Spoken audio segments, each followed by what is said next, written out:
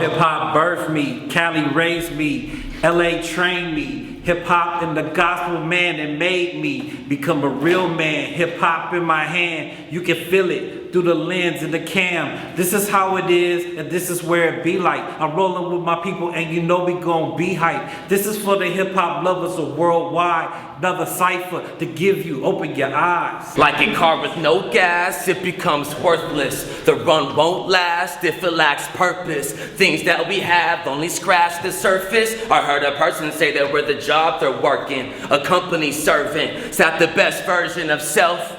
Study who you are before anyone else. You can't find wealth without love, awareness, and health. I was careless and felt none of the above. No dream to clutch, too busy looking down to see what's up. Didn't wanna be the things I was thinking of. Stuck in an odyssey where I didn't give a fuck. Broke the routine, do things new today to dismiss the funk. It's the crutch I threw away, lifted up, rejuvenating, no longer losing faith in what I gotta do to make it. I'm the M-O-O-N, magic you see. Floating on the groove line, doing my thing. Flying on my broom through the galaxy. Spreading all that love and positivity. Starting with self, L-O-V-E, me. Casting all my spells, channeling my inner queen. Say we can't flow, but you know ladies first. So I got that glow, raps will quench your thirst. I'm a teacher, not a preacher or a leecher. Mr. Creature, nice to meet you, world, don't be mine. I be the best of me, made in time, don't rewind. Smooth like the breeze. Push it and I swish it, elevate the frequency. Like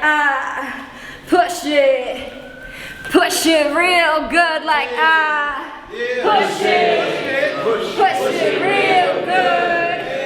Another day, new endeavors present themselves. Books to write or read sitting on the shelves. Pondering the existence of fairy tales, witches, druids, fairies, and even elves. Were these just mutations inside the cells, or a shift of consciousness within the self, where you become nobody and begin to melt and re-solidify on the other side as someone else, and watch as the planets continue orbiting Earth, going through a metamorphosis. I go ahead and utilize the dual orifice like Avatar Aang and change my astral coordinates, talking to my higher self like we one and the same, and pretending that we are not. It's simply a game that we play just for hype, because when we reconnect, I'm out of breath. I realize that I never left. Yeah. It's hot spits, how I spit those hot 16s. Flow so cold, check the ice in my veins. Line so dope, you can snort it like Kane. Old dog menace to society, end up like Kane on that boulevard.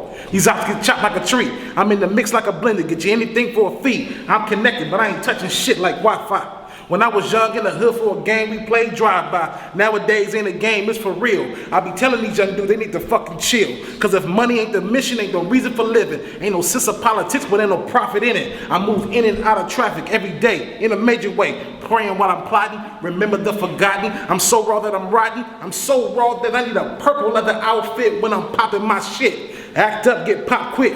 Surprise a nigga like a pop quiz. With no cheat sheets, and no repeats, and no replays. And when the feds come with the sweep, I call it doomsday. Full moon out, watch the goons play. I put that price on your head, I call it toupee. That loud hitting hard, that Bobby Boo shake.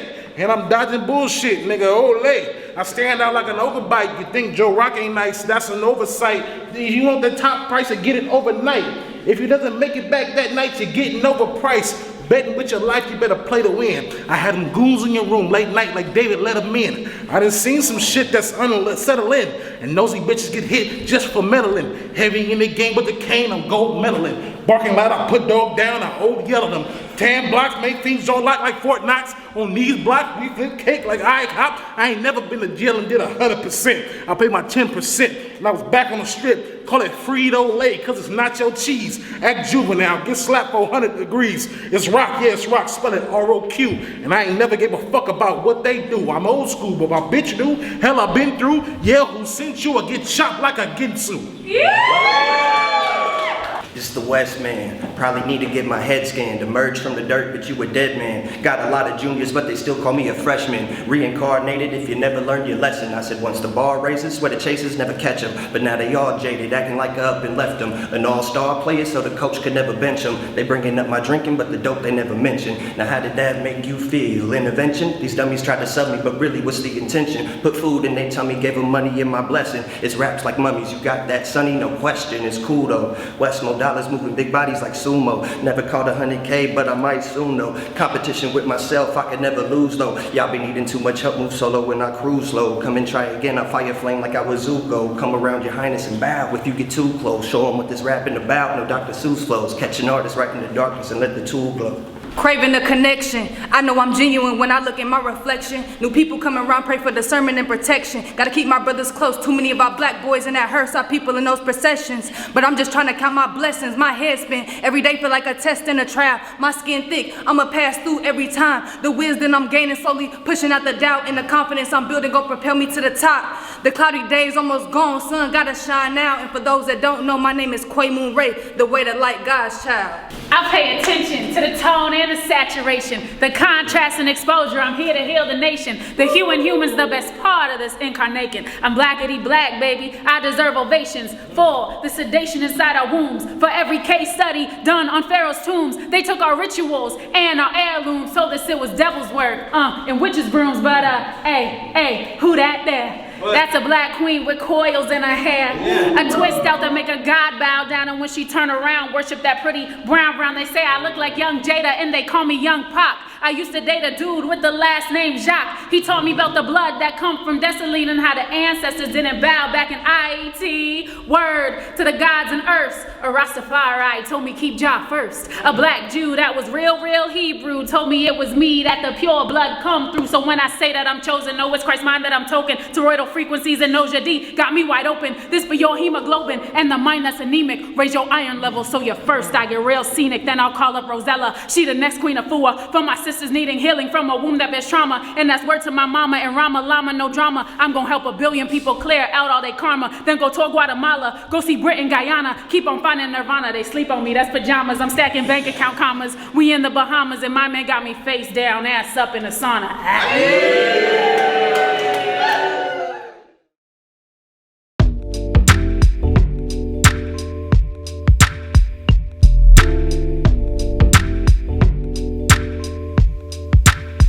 Peace and welcome to the Temple of Hip Hop. I am KRS-ONE. And welcome to Easter. It's actually Easter. Could you believe we're actually experiencing another Easter? If you're actually listening to my voice right now, you are a survivor. Just know that. You are a survivor. You are resilient. You are strong. Even if you feel under the weather right now, a cold, a flu, a sickness, or something, just know that if you're able to hear my voice right now, you are a survivor. You should think more about what's actually happening to you right now than what is about to happen to you or could happen to you or whatever it is. You should be thinking about right now, I am a survivor. With my runny nose, with my bloodshot eyes, with my coughing and my sneezing, with my aching body, I am still a survivor. I'm listening to KRS-ONE right now. I am a survivor. Easter is all about survival. It's all about resurrection. It's all about being low, then getting up again, getting on your high horse, getting back on the hill again. We're going to talk about that today. I thought we'd put the gospel aside because we've read through the entire gospel as well. And that too is another triumph or victory, completion within our own spirituality. Something we're going to talk as well about today. It's a spiritual day, so we might as well get right into it. This is the Temple of Hip Hop, obviously. I'm going to just go through, of course, some of our,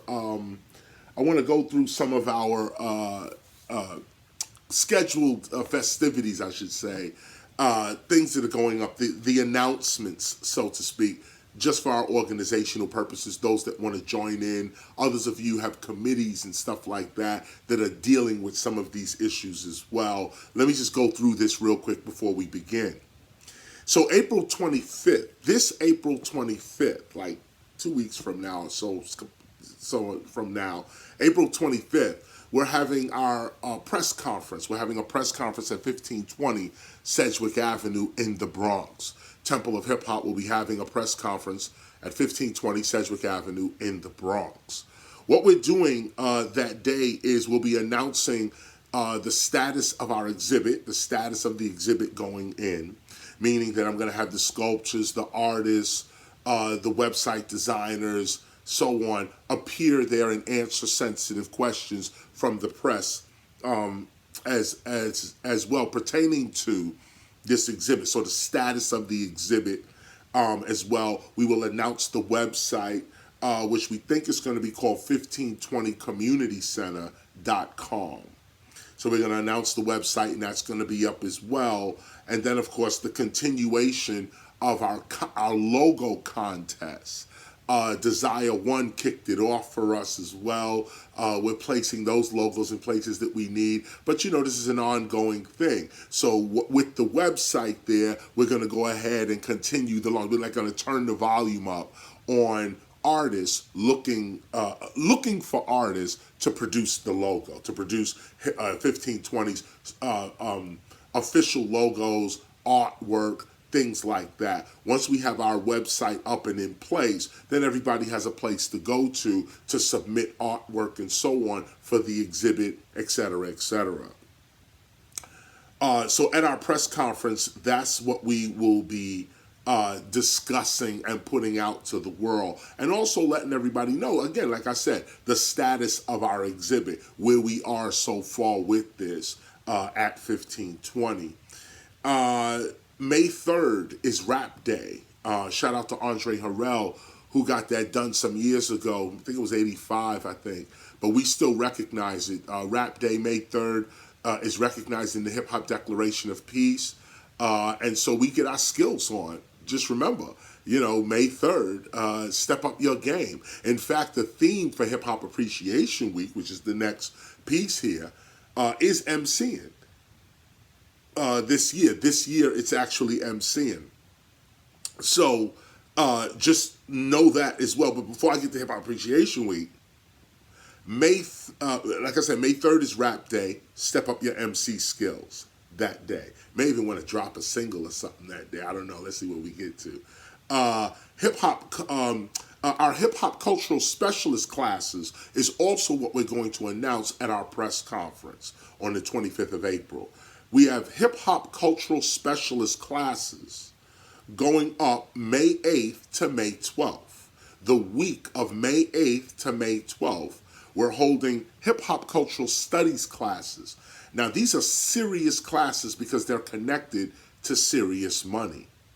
Here's how these classes are going. Now, first of all, we are going to leave other information as to how you can get to these classes. Actually, this is all supposed to be at our press conference. We're not really organized right now to release this kind of information, but by April 25th, we will be.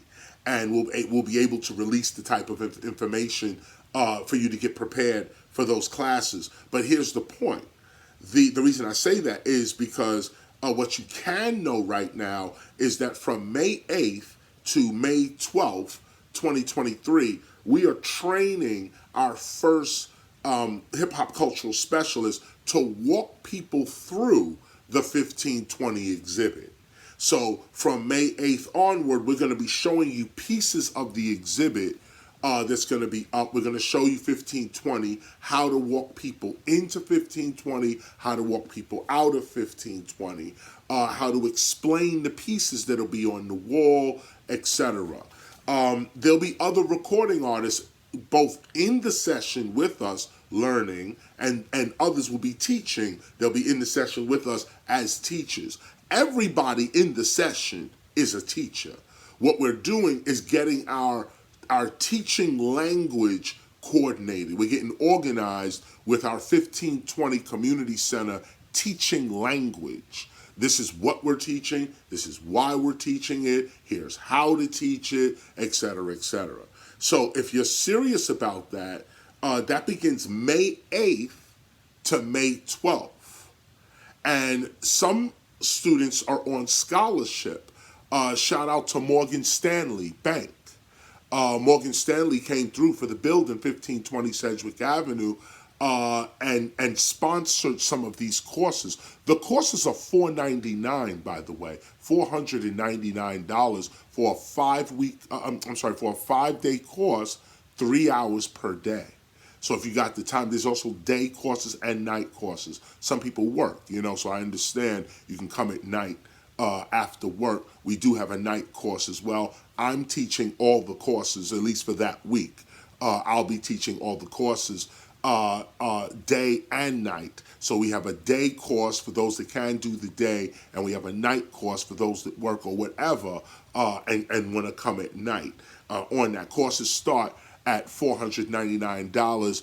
And again, like I said, shout out to Morgan Stanley Bank for sponsoring their own people, or some of the kids in the neighborhood is really what they're doing, is sponsoring kids in the neighborhood and giving them a chance to get to this type of information as well. Later on, some of these lessons will be online. So those that want to take the 1520 Community Center online courses for later study can do so as well. But obviously from the week of May 8th to May 12th, that's going to be a private course. That's the first course. That's the first private course. And those that are serious about that, actually, well, first of all, if you're serious about that, you should make yourself known in all of these sources, like, for instance, thetempleofhiphop.org. You should be making yourself known there. Because, again, I'm giving you this information beforehand, way ahead of time. You like I said, there'll be 1520communitycenter.com. Make yourself known there. There is also hiphop50years.com. That's up right now. We're taking reservations for viewing of our exhibit opening August 11th, 2023. There's already maybe about 40, 50 people there. And shout out to all of you as well that have already made your RSVP. We see your RSVP. You are there. We're just very early in the setup of everything. There's nothing really to say or do. Where we got tools out right now, hammer, nail, or literally spray can marker and hammer and nail, creating the exhibit itself. So really there's no real further update. We're going to update our website. That you're seeing updated. More information is going out and so on. And during May also, we are stepping up our fundraising during May as well. We're going to ask everybody, the Temple of Hip Hop included, to come with your real money now. We're raising a budget for the restoration of 1520 Sedgwick Avenue in the Bronx. We're going to start our crowdfunding, and we're going to start private donations, asking for grants. We're now organized enough to do that. We have places where this money can go. We have eyes on the money as well. We have the people who the money is supposed to go to. We're holding invoices right now for artists, for tech, for carpenters, curators, etc., etc. So during May, we're going to be raising our funds during that time. I'll be working my ass off, no doubt. And proudly, I want to. My own personal funds I'm putting in as well. This has to happen for hip-hop. This has to happen. No one is doing this work. No one can do this work. Only the cultural architects of hip-hop can do this work. And that just doesn't mean old school artists. That means anybody with the heart and the mind to see what we are doing. Anybody that can see the vision of what we're trying to create here. Hip hop, independent, sovereign, self-governing. Hip hop as a heritage that we could pass on to our children. Something valuable that we could pass on to our children that relieves poverty, anxiety, sickness, hatred. We're getting rid of all of that within our lifetime. We are the architects of our culture. And this is what an architect of a culture sounds like. We want health, love, awareness, wealth. That's what we want. We don't want sickness, hatred, ignorance, and poverty. We don't want that. So we're working toward a brighter future. That's where our health goes, our love, our awareness, our money, our wealth. This is where it goes. This is where our time goes, I should say, to this. This is where our mind goes toward this. This is what the vision is. So realize that from May 8th to May 12th, I'll be conducting 2 master classes a day for 5 days, 3 hours per class, to show teachers or those that are going to be part of the 1520 Sedgwick Avenue or the 1520 Community Center exhibit, those that are going to be part of that, you want to be part of this.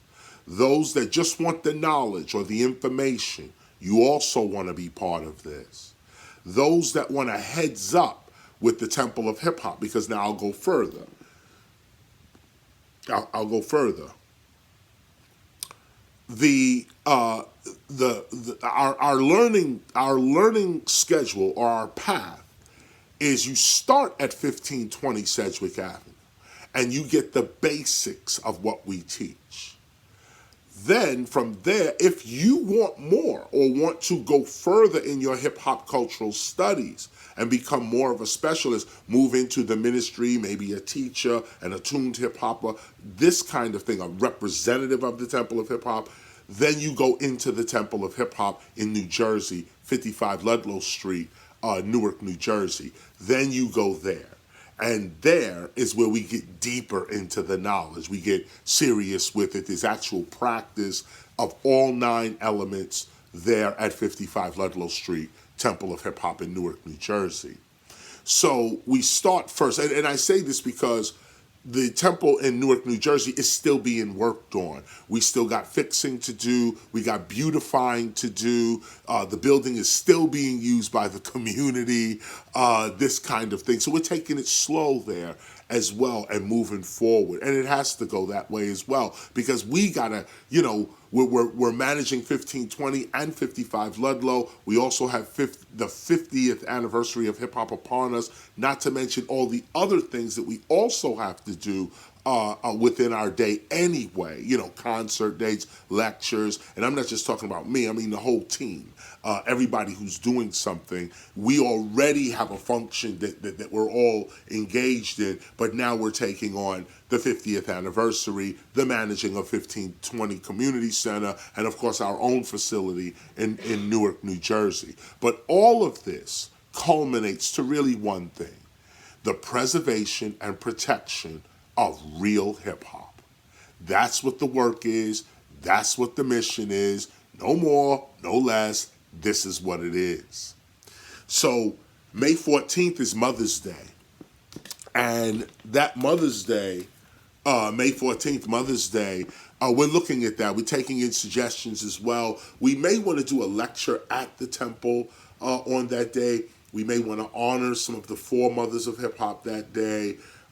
We may do something private, a small dinner, maybe just for the women of the Temple of Hip Hop, really. In that sense. Either way, it's going to be in New York, somewhere within New York, New Jersey, somewhere. We're going to celebrate Mother's Day. New music by G. Simone also will be available on Mother's Day as well. Make sure you get that. The song is called Mama. Mama by G. Simone, M-A-M-A by G. Simone. That also comes out on Mother's Day, May 14th. Get ready for that as well. And then, of course, the next day, May 15th to the 21st, is Hip Hop Appreciation Week. And obviously, Hip Hop Appreciation Week is every third week in May. It's a time set aside for hip-hoppers to reflect upon their roles and responsibilities as hip-hoppers. Hip Hop Appreciation Week is a time to appreciate hip-hop, not anyone's contributions to it. Not any legend or icon or pioneer in it, but to appreciate hip-hop for what it is, the behavior, the attitude, the existence of hip-hop itself. This is what we pay attention to during Hip Hop Appreciation Week. Obviously, some take it further and say, well, if we're going to focus on hip-hop, I am hip-hop. Therefore, let me go inward and focus upon myself. Hip Hop Appreciation Week becomes a week of fasting, a week of positive thinking, a week to really put down the salt, sugar, dairy, flour, and get more with the steamed vegetables, water, and so on. So this is what Hip Hop Appreciation Week really is all about, to appreciate hip hop, whether it is the entity, the culture, the idea of hip hop, or whether it is yourself as hip hop, or your friends as hip hop. Appreciate hip hop. Go to a concert. Pick up a hip-hop book, revisit a hip hop movie like Wild Style or Beat Street or Breakin' or Star Wars documentary, The Freshest Kid documentary, Rhyme and Reason documentary. These are good to just sit down. You know, sometimes we say, well, I've seen it already, but you'd be surprised you pop it in anyway. And you say, man, when 2, 3, 4, 5 years later, I see something different in it now. And it always happens like that. You see something you didn't see before. That's why we got to keep going back and watching the same films we saw before or the same books we've read before. Because as we get older, we get a different insight. New things start to pop out on us. So just because you may have seen Breakin' or Beat Street or Wild Style or any of these movies, Crush Groove, just because you may have seen them before, you should go back during this week and visit them again. We may actually have movie night jumping off at the Temple of Hip Hop at 55 Ludlow during this week as well. Now that I think about it, we probably should have a movie for every day of the week playing there, right there in our gym, whatever. But this is a time for us to reflect upon hip hop and appreciate it for what it is and how it has raised us up. So those are the announcements. Obviously, there's more, but those are the pressing ones. That's the ones that that you need to know right now and make some adjustments based on that. Hip Hop Appreciation Week is being put together. The festivities of Hip Hop Appreciation Week is being put together right now. And like I said before, our theme this year is MCing. For Hip Hop Appreciation Week. So we're going to be getting them ciphers off crazy. We're going to be promoting MCs as well on all of our social media as well, but also documentation style as well. So I got this written lecture actually for our Easter day. I'm going to read this statement right in.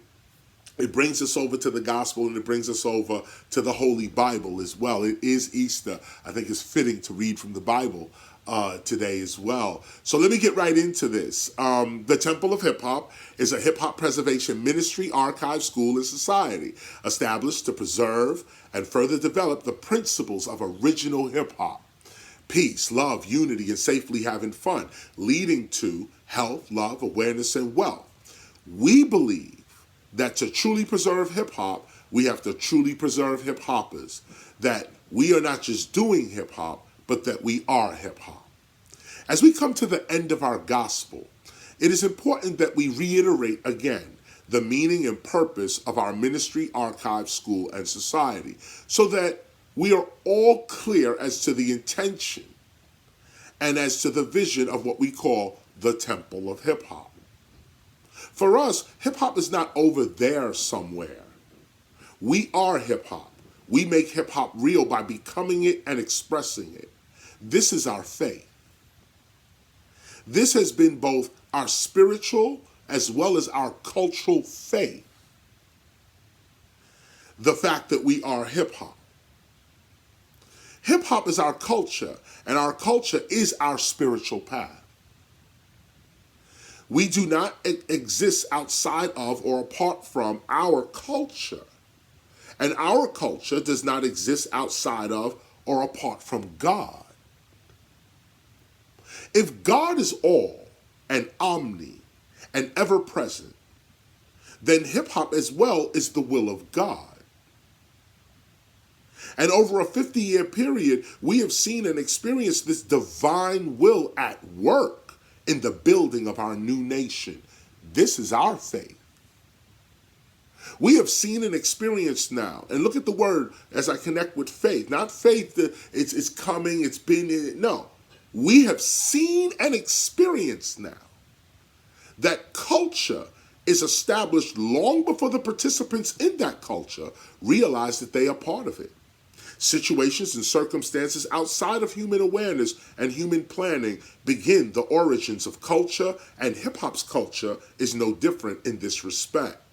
Long before we knew that we were hip-hop or even the name hip-hop existed, something cared for us, something protected us, guided us, something beyond human awareness and human planning actually loved us and planned for us. And this we shall never forget. This understanding is at the foundation of our temple's existence. Let us now turn to the gospel of hip hop at page 28. Beginning at paragraph 26. That's page 28, beginning at paragraph 26.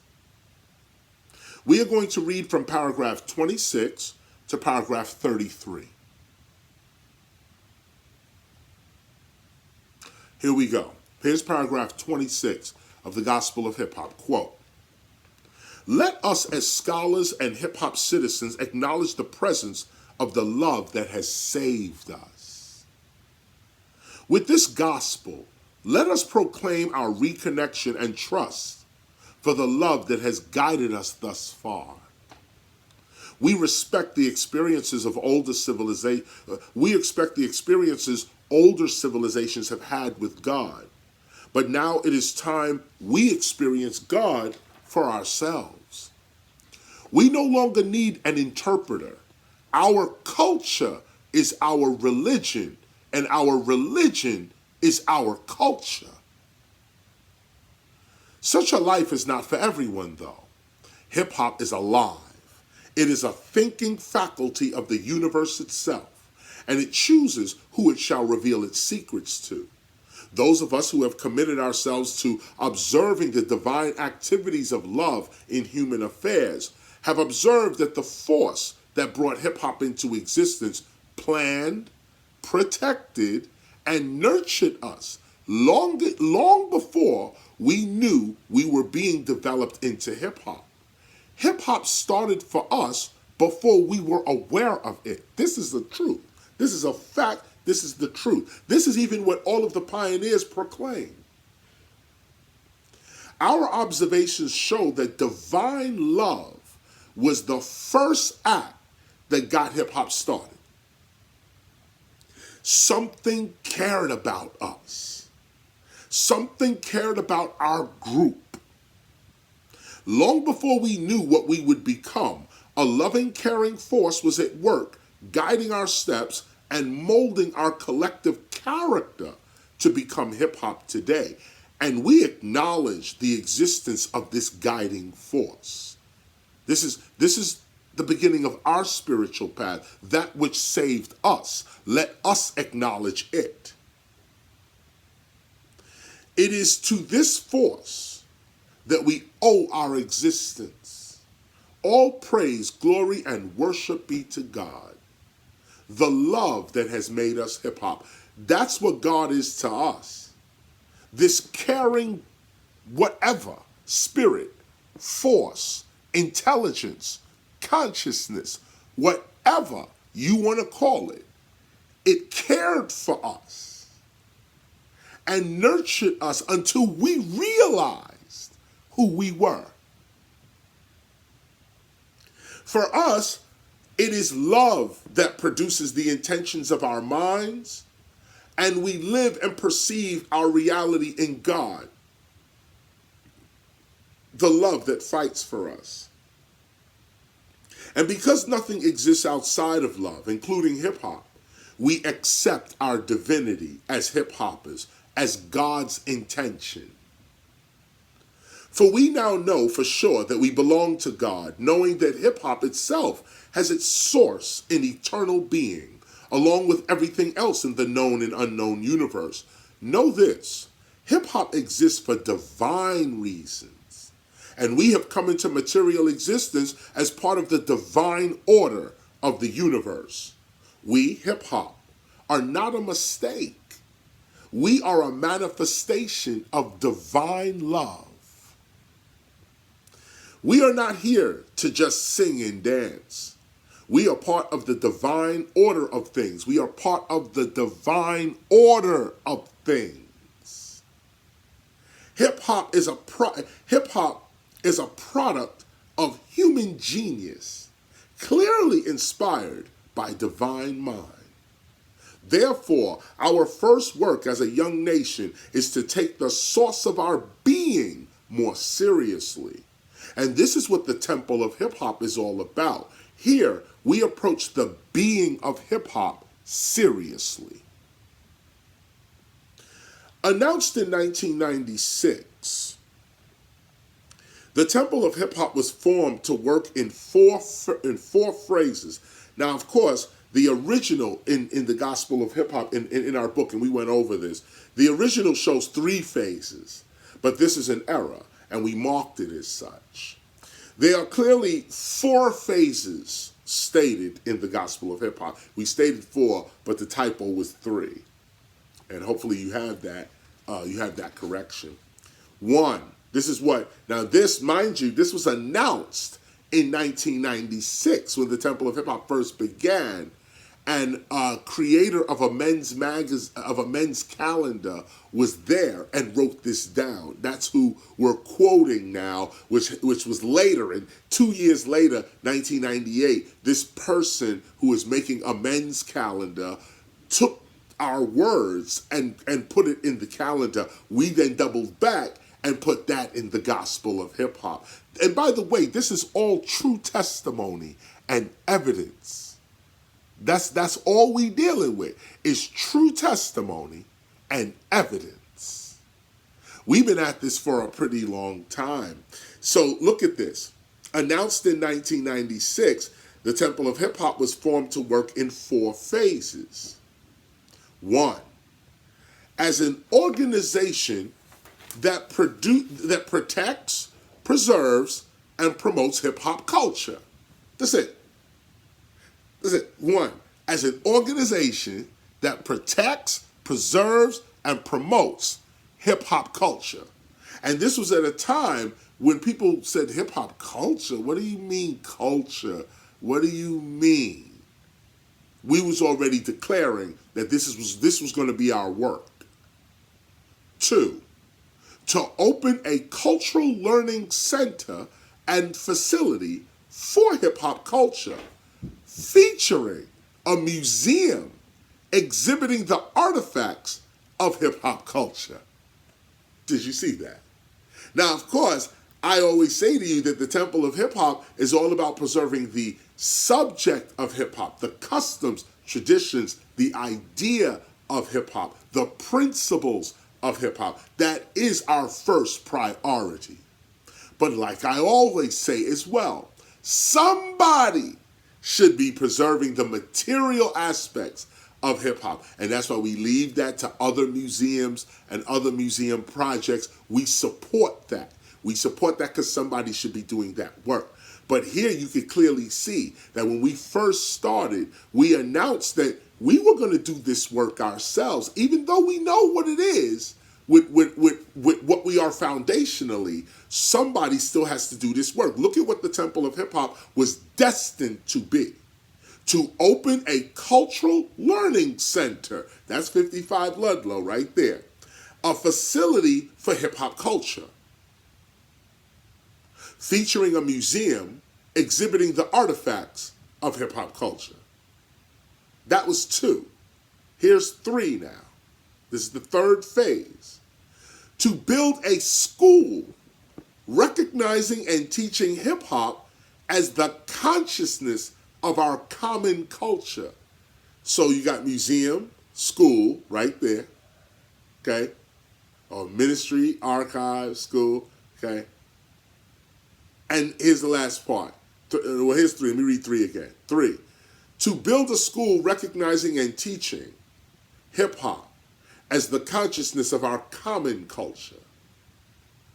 Like, what he teaches, not hip-hop as music, not hip-hop is this and that. Hip-hop as consciousness, as the consciousness of our common culture.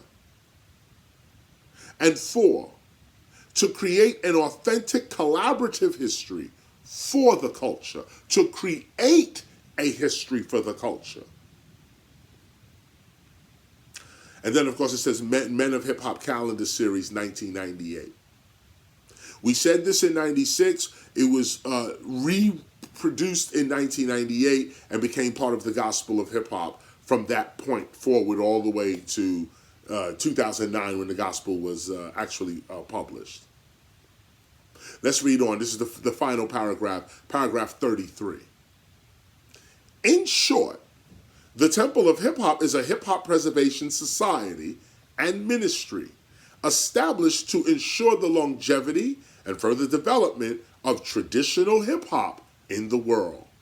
Our society is made up of exceptional hip-hoppers who are united in the cause for hip-hop's cultural, political, and spiritual expansion.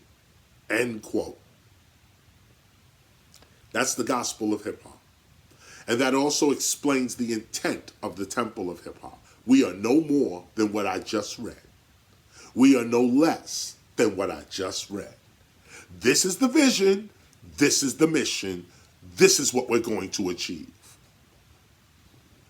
This vision, this faith, of course, you have to feel in your heart. If someone has to convince you of this vision or show you the material benefit of this movement before you decide to commit to such a movement, then you're being lured and tempted, which means such a movement is not inherently yours. That's what it means. As we come to the end of our reading of the gospel of hip hop, it is now time to ask yourself if you are part of this movement or not. You see, you can see what it is, and it only is what it is. So, what are you? Who are you? We're at the end of the gospel. You read the entire gospel now.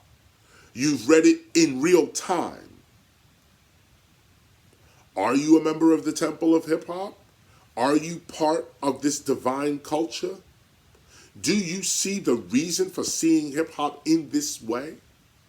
It's now time to make the decision. No one is obligated or required to believe what we believe regarding hip hop. But as you can see, with real evidence in real time, our beliefs, our faith, and our approach to hip hop is indeed working for us. Our temple is strong and relevant today. Others can believe whatever they believe about themselves or about hip hop, but we are not distracted. We are focused upon the divine work of causing peace within our communities, seeking reconciliation between disputing parties, and performing forgiveness and mercy toward one another. This is what builds and preserves and further develops culture for real. Peace, love, unity, and joy. Talking about culture does not establish culture. Saying the word culture or using the word culture still does not establish culture. Someone has to do cultural work in order for culture to be maintained and further developed. That's what the Temple of Hip Hop is all about.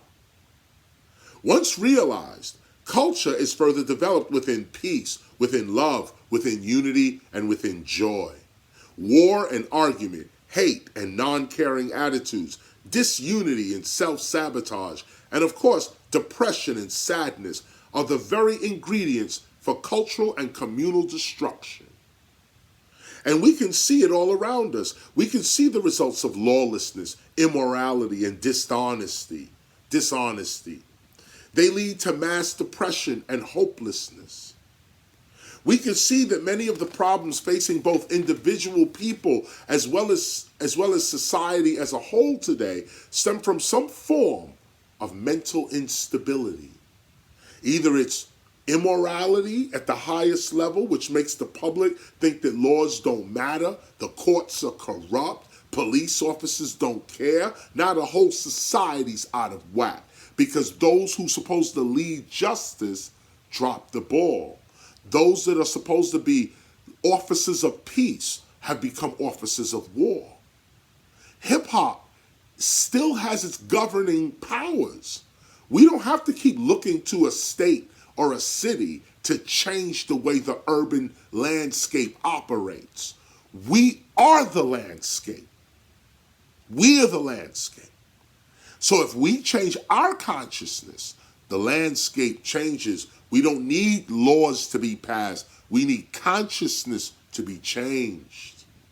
And just with us, before you point the finger at anybody else, if we as a hip-hop community started reaching for a crimeless society, started disciplining ourselves against anger and hate and distrust and suspicion and all of that type of stuff, if we start really starting to mature ourselves and move ourselves away from that immaturity and toward more trust for one another, more forgiveness to one another, more understanding of one another, more tolerance of one another, you ain't got to change no laws. The society would change immediately. The Temple of Hip Hop is a society of people that think like that. A society of people that think just like that. I can see a crimeless society. I'm never going to rob you, kill you, rape you, beat you, stab you. But what? Because what, I want to get over or something? No, that's not, it's not even in my consciousness, not even part of my thing. And I know there's a bunch of other people out there that I could trust with my belongings, with my family, with myself. People who would never think about harming me or harming my wife or harming my children or stealing my property or invading my home. There's people who would even as you listen to me now, you're probably saying, I'm that dude. That's me. I would never. Well, there's got to be a place for people like us. We call it hip-hopia. But there's got to be a place, a crimeless society for people like us that are not as stupid and ignorant as the rest of these clowns out here that feels as though theft and robbery and murder and rape is somehow getting them ahead. I mean, you know, and these politicians as well that are showing people through example immaturity, lack of discipline, over-emotionalizing, everything that a leader is not supposed to be. The United States leadership has become that. How does hip-hop respond? We have to respond by pulling the log out of our own eye before attempting to pull the splinter out of our brother's eye. There's a lot of work we gotta do amongst ourselves.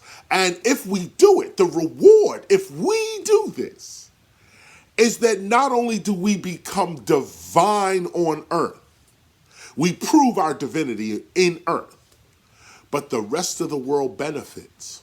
We benefit, and the rest of the world benefits by a large group of people declaring themselves a crimeless society. Hip-hop can do this. We're probably the only ones that can, to be honest with you, to go from criminal-minded to spiritual-minded. It's been done before.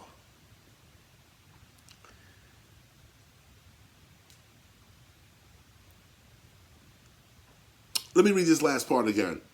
As a society, the issues, the individual issues, what they call it, social ills, the social ills of society, most are started from government corruption leading the people to be hopeless about the situation they're in, or mental illness. And most of it is just mental illness, whether it's the corruption or whether it's just mental illness. It's mental illness. You look at what's going on with the guns. Now, I'm all for gun registration, gun legislation. Yeah, whatever you got to do to regulate the gun, do what you got to do. But if we could just be honest for 1 minute, the gun is not killing people. Guns, no tool gets up on its own and starts killing people. People kill people. Looking at the gun and saying, oh, we got to take the gun. We got to get the gun. We got to get, this is illogical. That's like, well, think about it. So you take all the guns from Americans, all of them. You take, everybody takes the gun. Now the knife comes out. England taught us that. Okay. England ain't got no guns, but they got an upsurge. They had an upsurge, not anymore. They had an upsurge some years ago of axe murders. Axe murders. Like imagine, you know, a gun, somebody shoot at you, they could miss. There's no missing with an axe. there's no missing with a knife. They up on you and juking, okay? Up on you and slicing, okay? This is what it is. So what are we talking about? We're not talking about the knife. We're not talking about the gun. So you're gonna take all the knives out of every kitchen because the chef is running around stabbing people. So now we got to take all the knives from everybody because there's some deranged chefs running around with knives and they're stabbing people. So you're going to take all, it's ridiculous. You got to cure mental illness. This is what the issue is. This is what the issue is. And let me just read this further on because a crimeless society doesn't need guns, okay, at all. Doesn't even need weapons and tools of human destruction. That's not even the type of society you want to live in. Like a society built like that is already doomed. That's why the American society is struggling in the way in which it is. It was built on violence. We all know that. We all celebrate it. We all, you know, come on, bombs bursting in air. The bombs bursting and gave proof through the night that our gang colors were still there. That's what it is. So, you know, this concept of attacking the tool and not the consciousness that's moving that tool, I find that immature personally. So I just put my point of view across. You could disagree, of course, if you want. It is a debate across the country, but this has been my long-standing view. I even put it in some of my records. It's not the gun, it's the consciousness behind the gun. It's not the knife, it's the one holding the knife. The knife can cut you a slice of bread to live, or that same knife can come up off the bread and cut your brother's throat. It's the same concept. So you take away the gun, you take away the knife, there's the rope. You take away the rope, there's the stone. You take away the stone, there's the fist. You cut somebody's hands off, there's the feet and I'm biting you. The issue is aggression. The issue is hate. The issue is why you feel that this is the only way to settle this difference is with violence. Why don't we deal with that? But you can't deal with that. Because to deal with that means you got to deal with the Native Americans because that's how you got the land. To deal with that, you got to deal with these Africans because that's how you invaded their lands and enslaved their children. It was all done with violence. How do you hold the society together now? Threats of violence. Any law that you break within society, there's a threat of violence. Anytime the police pull you over, there's threats of violence. They're even coming up to you with with a gun on them, a tool of violence, the gun. And here now belligerents coming at you with a nasty attitude. The gun can stay on his hip. Like I said, it's still a tool. Whether it's a tool to kill people, whether it's a tool to nail up nails in a wall, whatever it is, it's still a tool. It's still a tool. And as a tool, it's the consciousness that moves the tool. So, you know, I'm going around in circles here, but I can't seem to, I don't see why nobody understands this logic. That's why I'm actually saying it. I don't see how nobody can understand this logic that don't we have to deal with mental illness and not the way, you know, these Republicans say, oh, yo, we got to deal with mental illness. You're not even interested in mental illness. You would have been dealt with it if you was really interested. We're not really interested. And why are we not really interested? Because everybody got their take on what they think the problem is. Everybody's in their clique trying to figure out what the problem is and how they're going to solve it, but only for their clique. We hip-hoppers, we don't have time for that. We one clique. We all in the same gang. The leader of our culture, any leader of our culture has no time for homophobia, for instance. There's gay people all up and down hip hop. Okay, this is what it is. If you're gonna lead this culture, that can't be part of your mindset, okay? To lead this culture, you can't be racist. We have everybody. The whole culture is made up of the whole planet. Okay, you got to learn how to deal with people. You got to speak to people. You got to know how to deal with people with respect. You got to do, this kind of thing. Okay, to lead this culture, to teach this culture, you have to teach basic truths. It can't be what your culture, your African American culture does it this way. European culture do it that way. Asian culture over here. Arabs up the block. No. Everybody, to teach a culture like hip hop, you got to speak to the Arab, the Persian, the Asians. You got to speak to Latinos of all backgrounds, all type of Africans and black folk running around this planet. You got to be able to speak to everybody, the whole of Europe. You got to be able to speak to everybody. And hip hop has that language. We figured it out. And because we figured out a global language that we all recognize as right and true, now we can have a spirituality that is also right and true. Let me continue. Today, people feel lonely. People feel afraid. People feel worthless and useless. People don't feel as smart or as beautiful as they used to. Technology has robbed too many people of their humanity. And such feelings of hopelessness and depression cannot be remedied through law or through science or through employment or through basic grade school education. Such self-destructive tendencies are remedied by spiritual knowledge, not through anyone's individual religion, but through the timeless principles that all religions share: peace, love, unity, and joy. It is now clear to anyone that has been paying attention that useful philosophy and an empowering spirituality are not only what is needed at this hour, but philosophy and religion are critical to holding a society of strangers together. Besides the spiritual concept of God, the socio-political concept of God brings strangers together.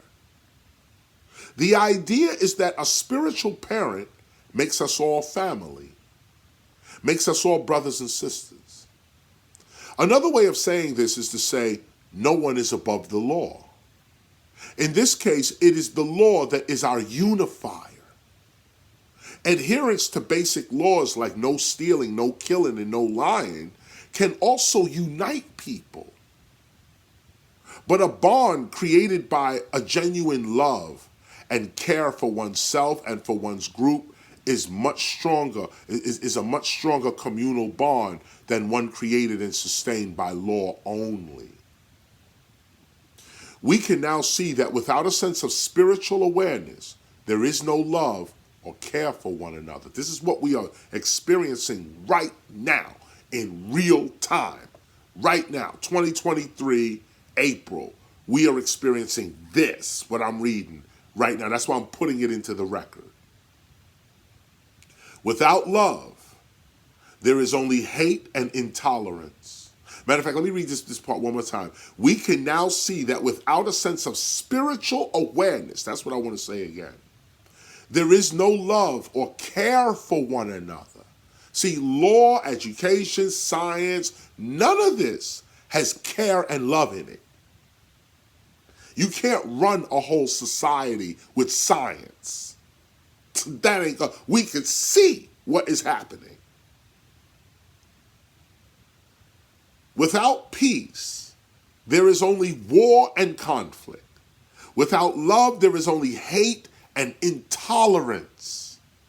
Spiritual knowledge begins with just two concepts, just two ideas: peace and love. That's it.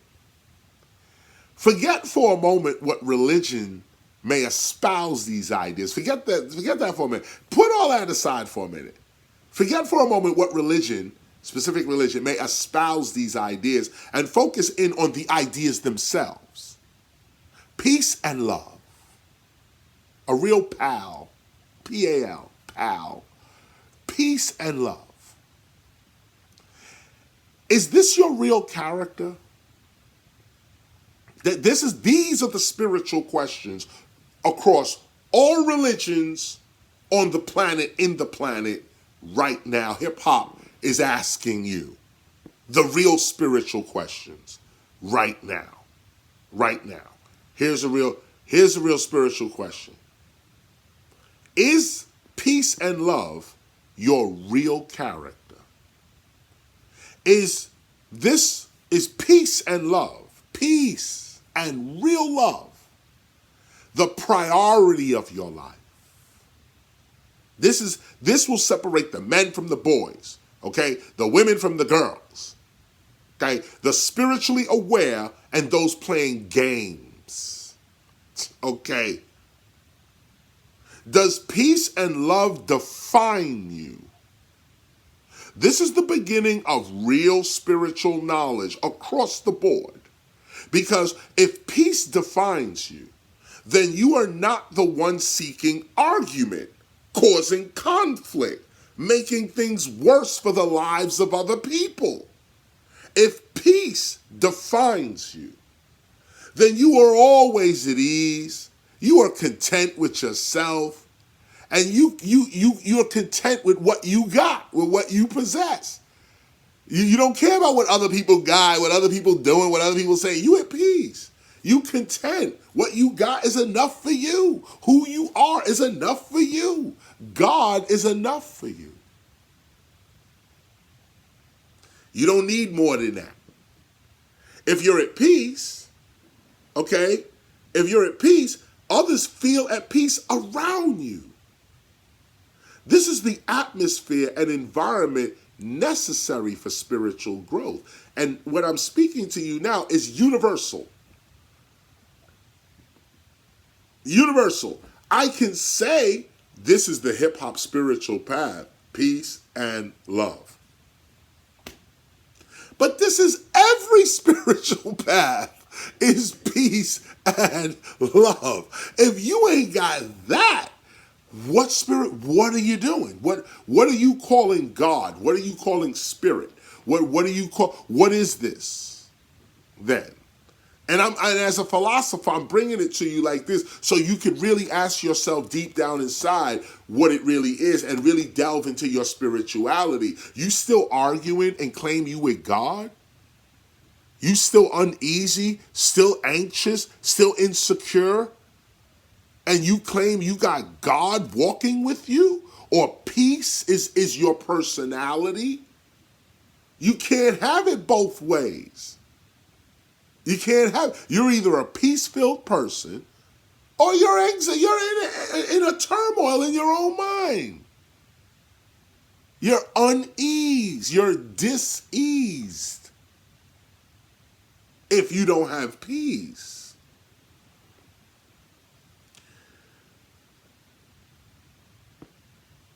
We can now see. Well, I read that before, but it's so important to for me to say this part one more time. I need to read this paragraph one more time. Here it is.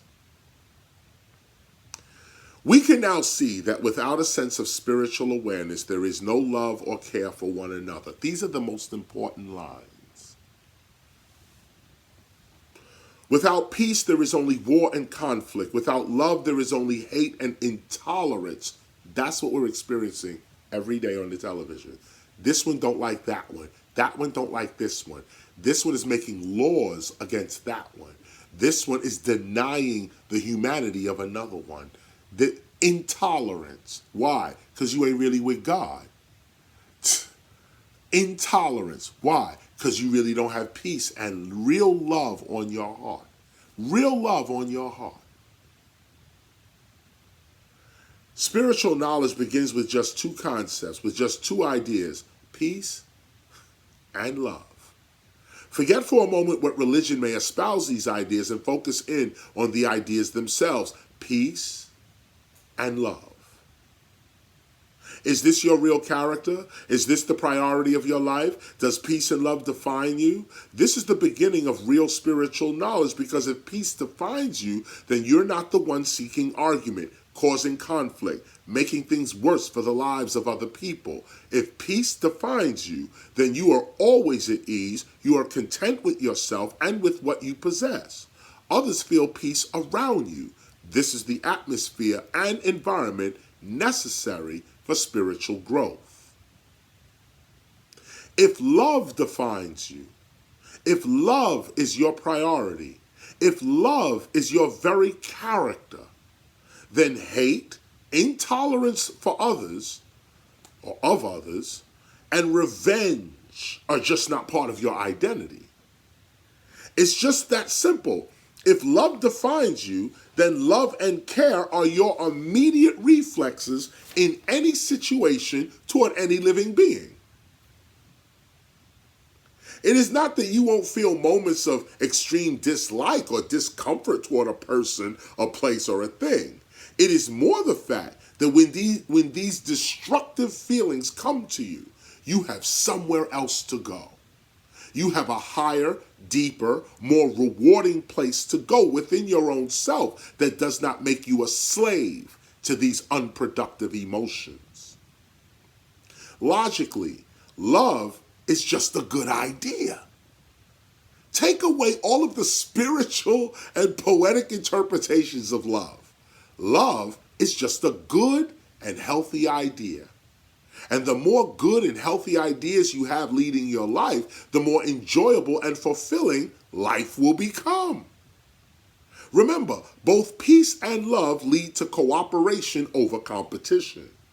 As I see it, cooperation in all areas of urban life and at all levels of corporate and government leadership is more important right now than any continued competition within these areas. Peace and love, cooperation and unity are simply good ideas for the times in which we live. This is what is needed, but without a sincere commitment to the development of one's spiritual character, such ideas as peace, love, unity, joy, forgiveness, charity, tolerance, and the like are simply unattainable, as we are clearly seeing at every level of society.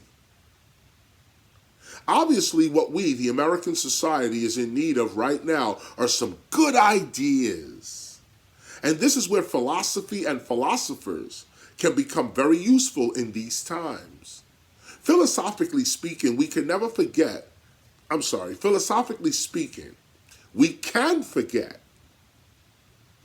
whether, let me put it this way, we don't need to think about whether God exists or not. Okay, from a philosopher's point of view, we can forget whether God exists or not, or whether one religion is better than another one.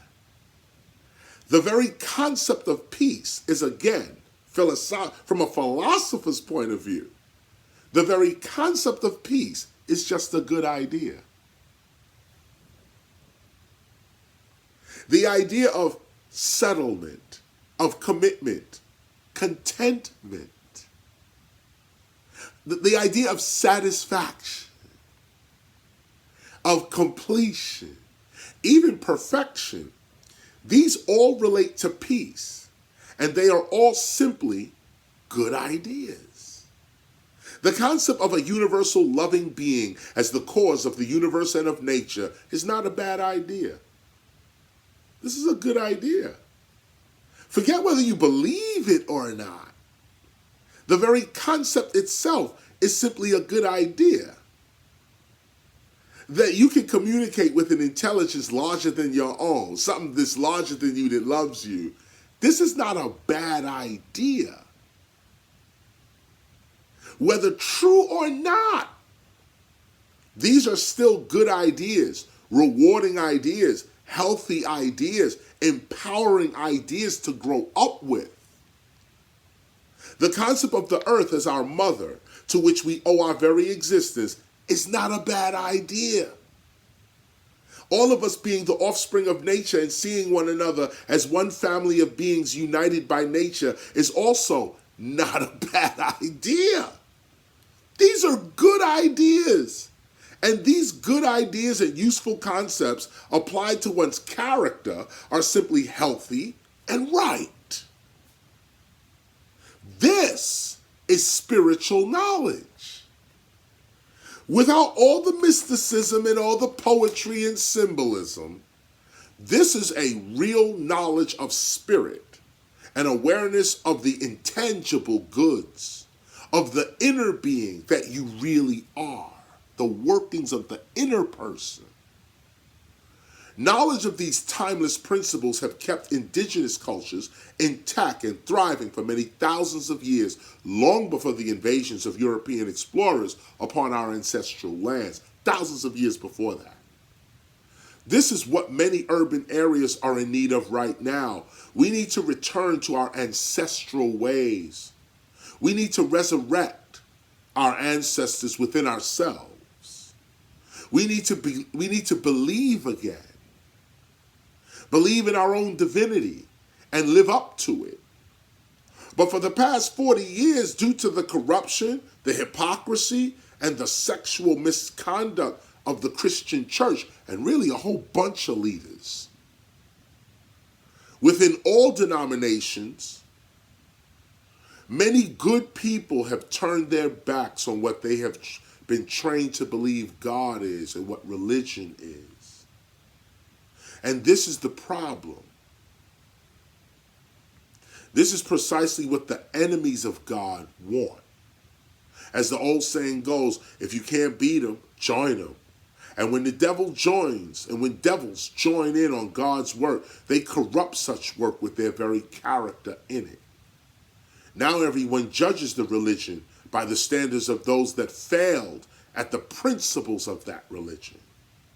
So because the leaders of a specific religion or idea could not maintain the idea for themselves, those that follow the leaders as opposed to following God abandoned the whole spirit idea because of the character of their leaders. And rightfully so. They were following their leaders and not the principles that even their leaders were committed to following. This is a lesson to be learned in this. Follow God, not leadership. Follow principles, not leaders. This, however, following one's leadership as opposed to following God, has depressed many when that leadership fails or is found to be a fraud. But as our gospel of hip-hop has shown us in real time and with real evidence, it has shown us that if you keep your eye on God and the principles that have clearly empowered your ancestors and has matured you thus far, you will indeed arrive at the vision you have always had for yourself. You know what that vision is. You know what your successful, peace-filled, loving, and caring self looks like. Do not be distracted by the noise that may be around you at this moment. Keep your eye upon the manifestation of your vision. It is the resurrection of the God force within you that is needed. This brings us to Easter.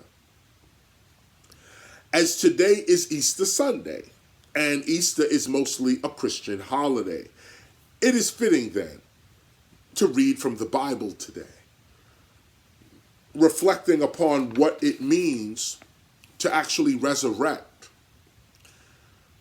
So turning now, well, let me turn now to my African Heritage Study Bible. Put this on pause for a minute.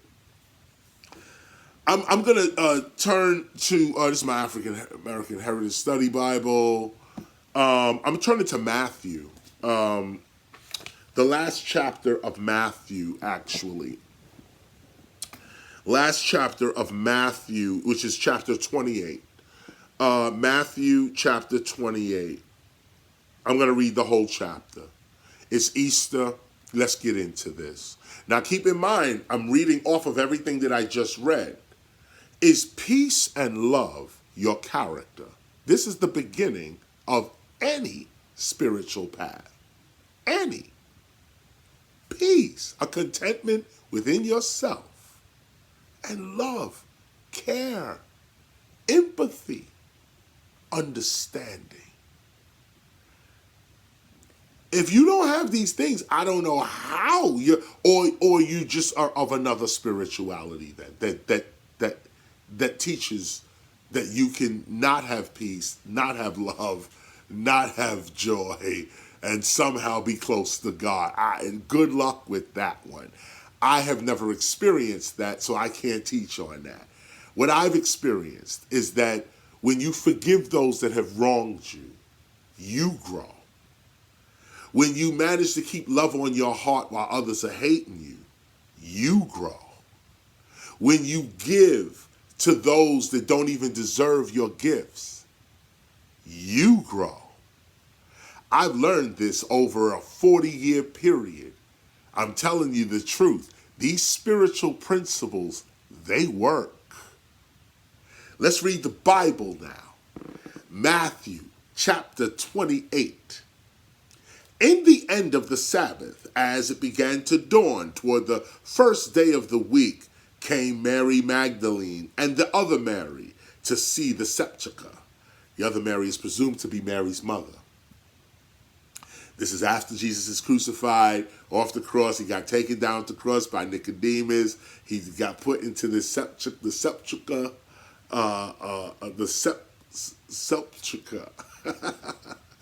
this cave. And where he was supposed to be resting. And now this is the end of the Sabbath as it began to dawn. It's the next day, I guess. The first day of the week came Mary Magdalene and the other Mary to see the sepulchre. And behold, there was a great earthquake. For the angel of the Lord descended from heaven and came and rolled back the stone from the door and sat upon it. Now that's just, normally when people read that, this is the mystical part. And there was an earthquake and the stone moved. This is all spiritual code and text. You got to read this. There's a meaning to earthquake. Angel of the Lord descending from heaven, rolling back the stone, the idea of the stone and the idea of sitting on it.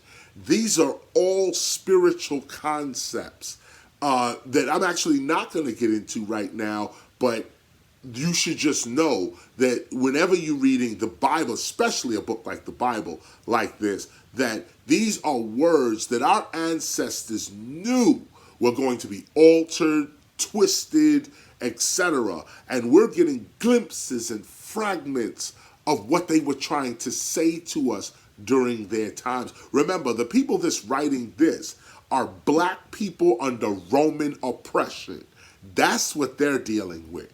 They can't even speak really to each other without Romans coming forward and basically killing them or locking them up or whatever it is. So they're speaking in code.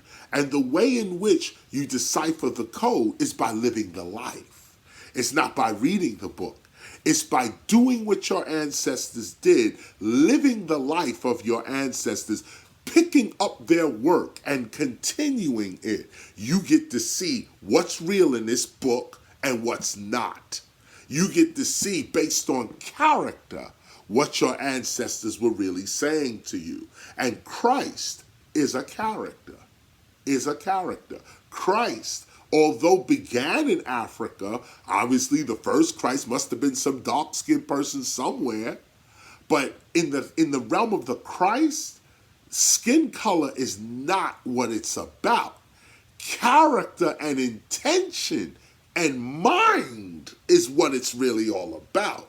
So this character, this intent, this level of consciousness flows through genes, through DNA, through bloodline. And you got to ask yourself, do you have the blood of Christ? Do you have that blood in your vein? Because if you have the blood of Christ, then peace is automatically in your veins. Love is automatically, you're part of that crimeless society. You're part of that group that has no problem chilling. You part of that group that ain't got no problem. Somebody lay their gold watch there on the table. You know it's they watch. You ain't got no problem leaving they watch. You watching the game. Like, I ain't care about this person's watch. You know, so, like, But this is a reflex. This is a character.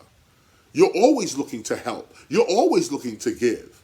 You're always looking to teach. You're always looking to lift somebody up. It's your character. It's your reflexes. Well, that's the blood of Christ in you. That's the blood of the kings, the first queens, the first kings, the first scientists, the ones who were not born from people, but were born from forces of nature. We're going to get into that as well. Let's continue. So, and I'm going to read this straight through now. I just wanted to say this part right here. So let me read it again. And behold, there was a great earthquake, for the angel of the Lord descended from heaven and came and rolled back the stone from the door and sat upon it. His countenance was like lightning, and his raiment was white as snow. And for fear of him, the keepers did shake and became as dead men. And the angel answered and said unto the woman, Fear not ye, for I know that ye seek Jesus, which was crucified. He is not here, for he is risen. That's the piece. There's so many books written on that right there. That one line, he is risen. There's many self-help, metaphysical books that focus on that right there. Because that part right there is the enlightenment. He is risen. She is risen. As said, come see the place where the Lord lay. And go quickly and tell the disciples that he is risen from the dead. And behold, he goeth before you into Galilee, and there shall ye see him. Lo, I have told you. And they departed quickly from the sepulchre with fear and great joy, and did run to bring his disciples word. And as they went to tell his disciples, behold, Jesus met them, saying, All hail. And they came and held him by the feet and worshipped him. Then said Jesus unto them, Be not afraid. Go tell my brethren that they go into Galilee, and there shall they see me. Now when they were going, behold, some of the watch came into the city and showed unto the chief priests all the things that were done. These are these other sellout black folk, okay? Anytime we sit here talk about freedom, there got to be one or two black folk running back to Massa. I heard them talk about freedom. This is going on in Jesus' time, okay? Now, when they were going, behold, some of the watch, the people watching out, okay, came into the city and showed unto the chief priests all the things that were done. These were the people that were supposed to be watching over the sepulchre where Jesus was. And they couldn't explain how he got out of there. And when they were assembled with the elders and had taken counsel, they gave large money unto the soldiers, saying, Say ye, his disciples came by night and stole him away while we slept. And if this come to the governor's ears, we will persuade him and secure you. So they took the money and did as they were taught. And this saying is commonly reported amongst the Jews until this day. Then the 11 disciples went away into Galilee, into a mountain where Jesus had appointed them. And when they saw him, they worshipped him, but some doubted still. This man hopped off the cross, defied the entire Roman government. Two dudes was waiting on guard at his grave. Somehow he managed to get out with the rock pulled over, okay? And still his students were doubting.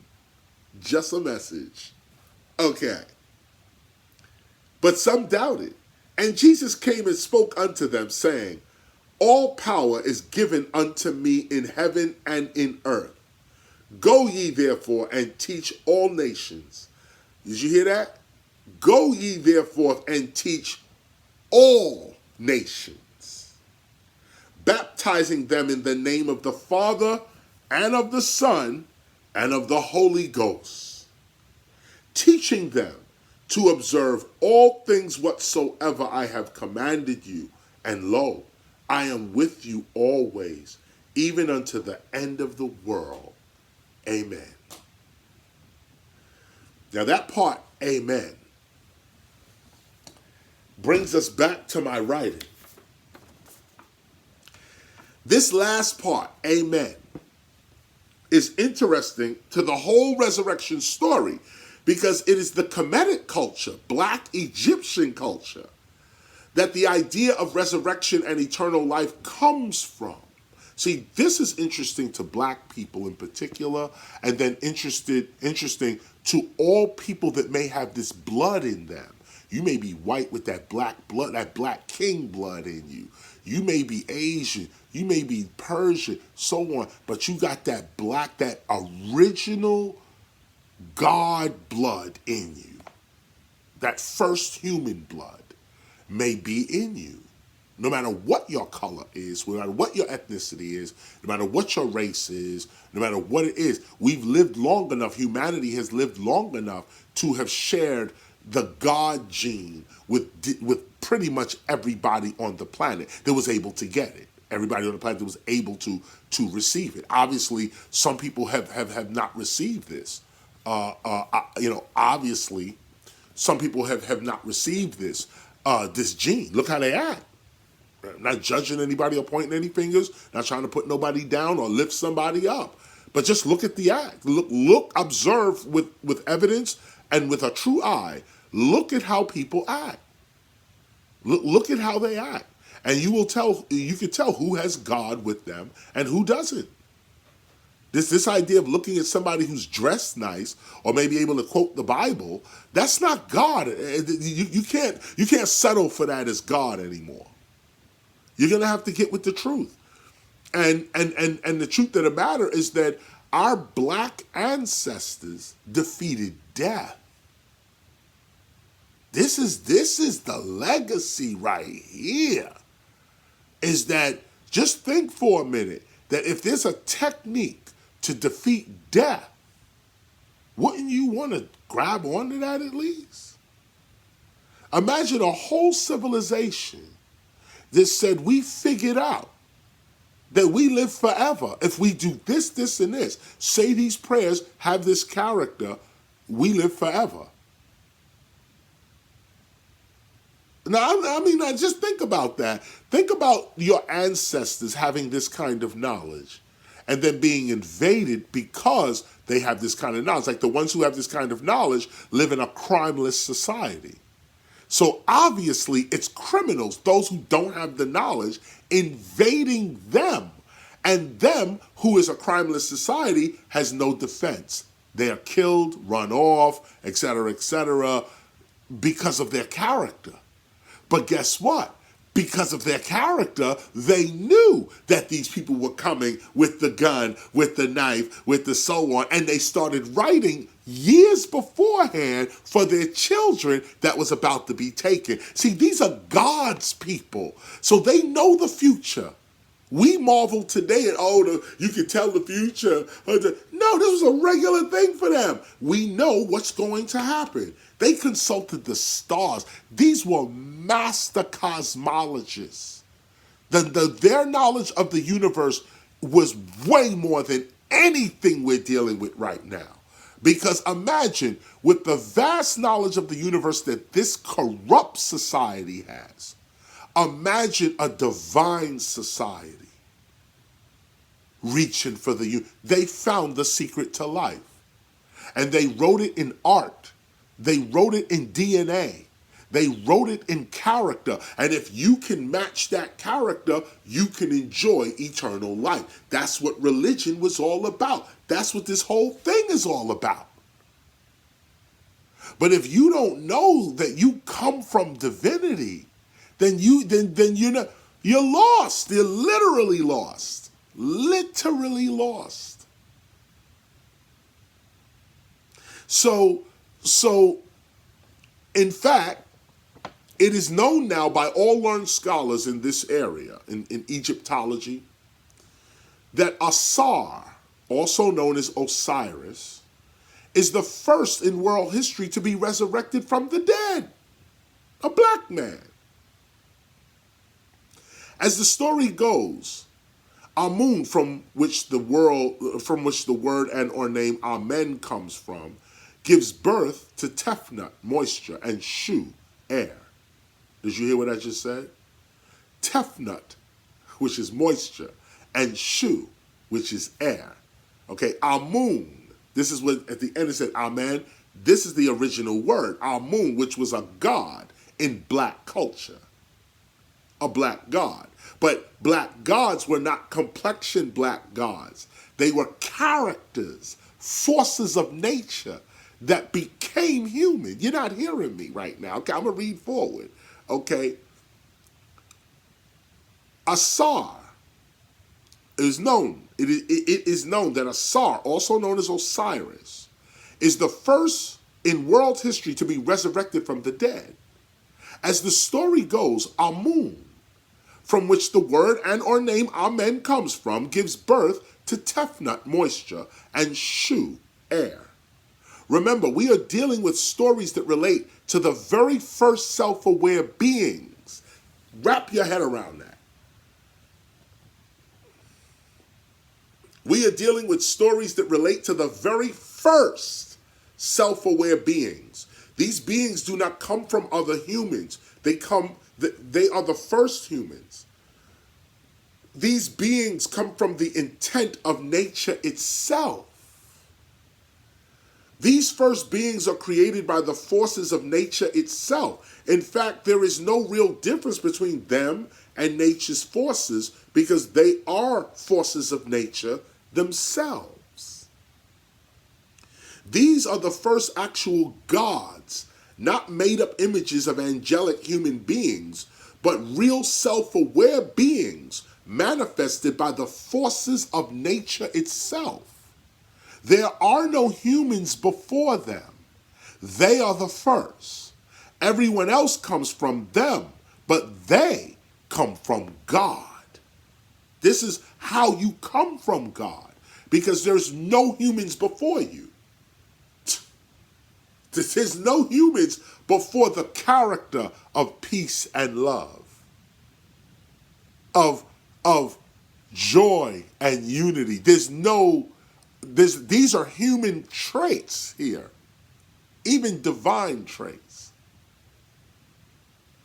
Those that are created by the intent of nature. There's no other human. You're not coming from another human like everybody else did. Could derive it. Well, let me read further here, okay? There are no humans before them. They are the first. Everyone else comes from them. They come from God.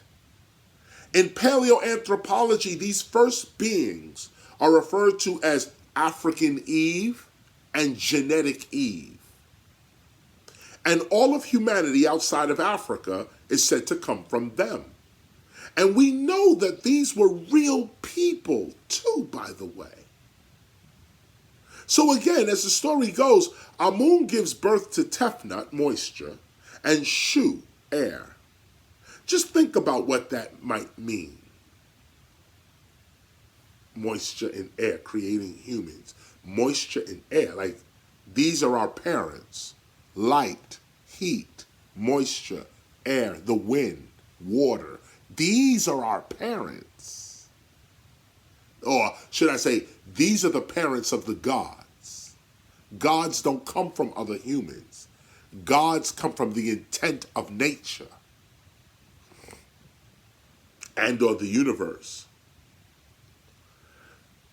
So again, as the story goes, Amun gives birth to Tefnut, moisture, and Shu, air. Tefnut, moisture, and Shu, air, would give birth to Nut, the sky, and Geb, the earth. Nut and Geb would give birth to Aset, Isis, and Asar, Osiris. So get this, okay? You see how this is happening? There's a family of gods, but the family of gods don't begin with humans. It begins with the forces of nature. And we wind up with Nut, the sky, and Geb, the earth. And the sky and the earth made Aset and Asar, or Aset, Isis, and Asar, Osiris. These two beings, or forces, are sister and brother, husband and wife, mother and father, all at the same time. In addition, Nut, the sky, and Geb, the earth, would also give birth to Isis's and Osiris's sister and brother, Nephthys and Set. These forces materialized as human characteristics and became mortal in the material world. These forces, Asar, Aset, Nephthys, and Set. These are forces in nature that become human.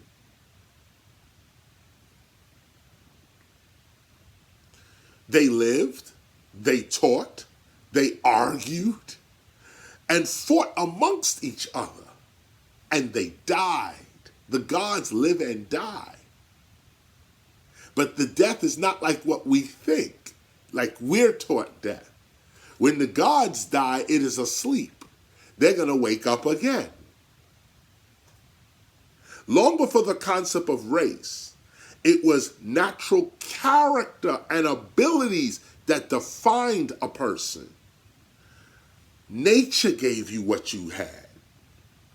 Asar, also known as Osiris, and Aset, also known as Isis, and their son, Heru, also known as Horus, are all the embodiment of such natural forces, as well as characteristics and abilities. They are all of these. That this is how the story was taught. You can personify these forces and give them names like Isis and Osiris and this kind of thing. But what we're really dealing with is forces in nature, characteristics in nature that become human. You allow them to take you over, and you become these forces or these characteristics.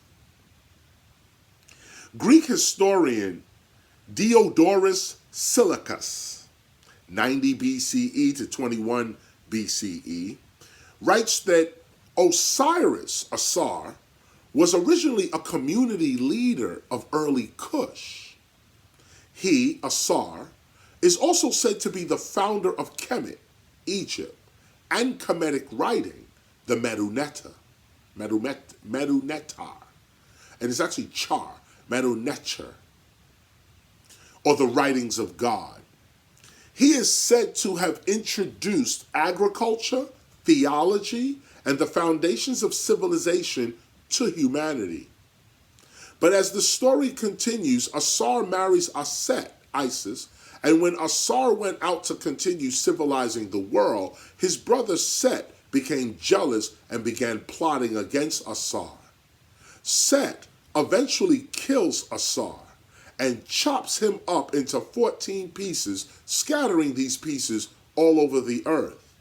Aset, or Isis, after fleeing for her life, is overcome with grief. She falls into depression, not only because of the death of her husband, but also because she was a virgin and had no children with her husband. Having no children, their family and divine lineage would also be destroyed, would come to an end. So Aset, Isis, went all over the earth, gathering the scattered pieces of her husband to remember him. That's how it's written, to remember him. And that word remember has so much with it, because the re is Ra, actually. And the member is, the word mem has to do with mind as well. It's like the Ra, the God mind burr. Remember. I'm not going to deal with it right now because I got to pull out the etymology. But just to make a note of that she had to remember him. And the remember has to do with mind, but it's to put him back together in her mind. This is what she read all. Imagine this Set character scatters the king all over, the first god scatters him all over the earth. Isis goes all over the earth to gather him up, to remember him. When you put his members back together, you remember him. But to remember somebody is to remember them in your mind. So they're saying a lot here because the word was remember him. Okay? She found 13 of the 14 pieces of Asar. The 14th missing piece was his penis, the phallic symbol. So Aset took the 13 pieces of Asar and made him into a mummy, which brought Asar back to life. As the resurrected Asar without a penis, Aset became pregnant, Isis became pregnant through Asar's Holy Spirit. See, this whole thing has to do with your mind. This is, of course, the first virgin birth in recorded history. This is before Jesus. Some argue that this is even where Jesus' story comes from. This is, of course, the first virgin birth in recorded history, the first resurrection in recorded history, the first mummy in recorded history, and the first crime in recorded history, which was brother killing brother. Brother jealous of brother. Brother envious, hateful, deceitful of brother. This is the first crime in any society. Family betraying family. 9 months later, Aset, Isis, gives birth. Now imagine, their son wasn't born yet. This happened before Heru was born. 9 months later, Aset gives birth to Heru, the damager. Jeru, the damager. This is where his name comes from, Heru. 9 months, and this is also where Jerusalem comes from. Jerusalem comes from as well. The peace of Heru. Heru Salom. Shalom. 9 months later, Aset, Isis, gives birth to Heru, also known as Horus. He is born son of a virgin, with the specific purpose of restoring his father's kingdom.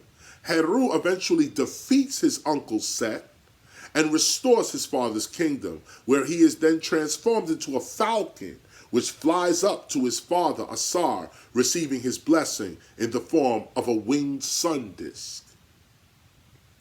Of course, there are several versions of this story that are more detailed, but this surface account points out a lot. First, Asar represents order, and Set, his brother, represents chaos.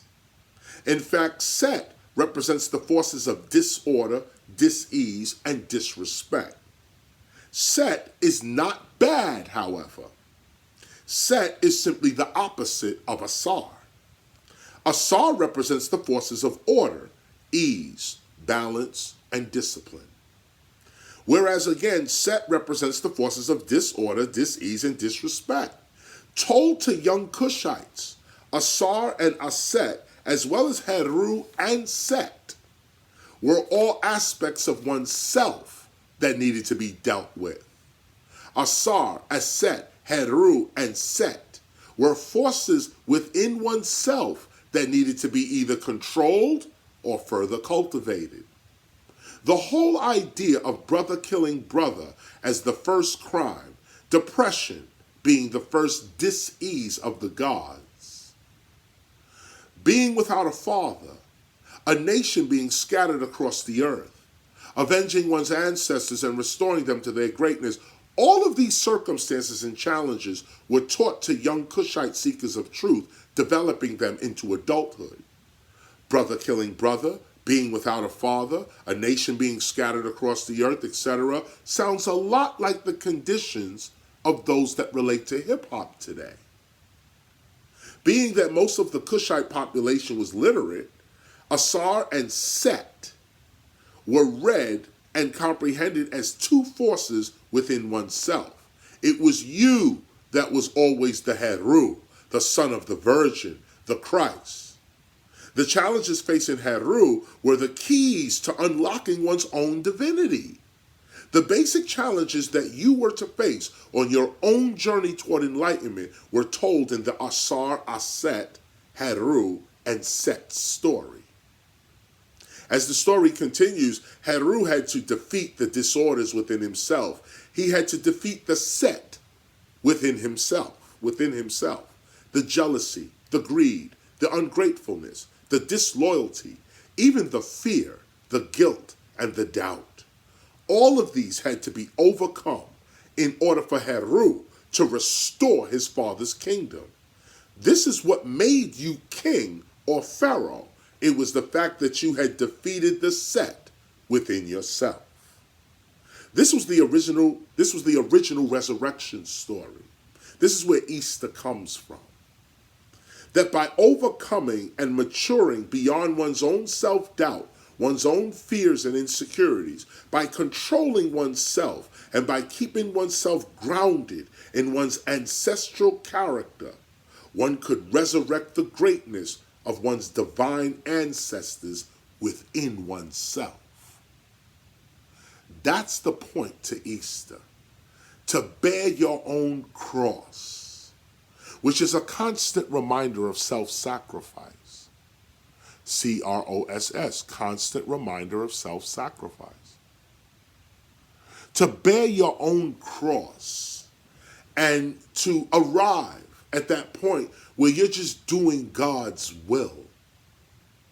You're not thinking about yourself. You're not thinking about what you're going to get or how painful it may be or how unjust the situation is. You know that you have to do this for the sake of those that you don't even know that are to come after you. But this is God's work. Are you following God or are you following people? That's the question on Easter. I am KRS-ONE. This is the Temple of Hip Hop. I want to thank you guys for looking at us, watching us today, keeping in tune with what we're teaching here today. We're going to raise our nation and we're going to inspire our people to be more than what the media is telling us we are. We are a wholly integrated people having omnipresent power. There is nothing more powerful than us. Nothing more powerful than us and our unity together. Let's love one another. Let's protect one another.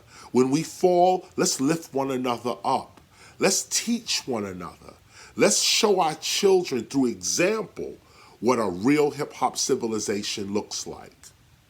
I'll see you next week.